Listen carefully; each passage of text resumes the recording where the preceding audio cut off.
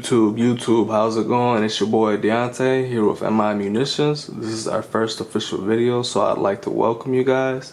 Today we're going to start off by reviewing the CZ Scorpion EVO 3 S1 pistol. The color is in flat dark earth. The MSRP is around $911. You can pay more or less. I paid about $1,000 for mine. It's chambered in 9mm. I'm going to tell you some things that I like and I don't like about it, but first I'm going to tell you about the specs. The barrel is cold hammer forged, muzzle fretted 1.5 by 28.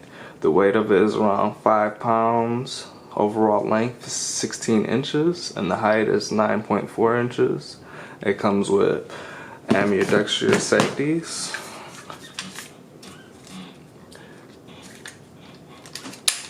And it also comes with ambidextrous paddle release on both sides.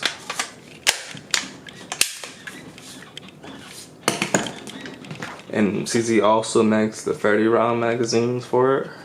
I added a SB tactical pistol brace, folding pistol brace. I also added a hollow sun red dot on here. Something that I definitely will need to add next is a flashlight, because I would use this for a home defense type situation. One thing I don't like about this gun is when I'm shooting it on the right side, this digs into your pointer finger. But it's not that big of a deal, but I will be changing the part on this with a safety delete. So it's just going to be the one side. I don't need this to be ambidextrous when I'm shooting because I only shoot with my right hand. Another thing that I will change about this is definitely the trigger. It has about a 5.5 pound pull. I wanted to get it like to a 3, maybe a 3.5. So I will be getting an aftermarket trigger. I don't know about the pistol grip. I could change it into like a AR type pistol grip, but right now this is fine. It has a last round bolt open. The charging handle's on the left side, but this is also ambidextrous. You can switch it to this side over here. You just gotta remove this.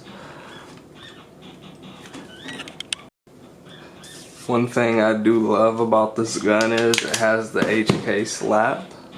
So when you're when the last round bolt open happens, you can just put this back and then send that forward, slap it really. HK slap.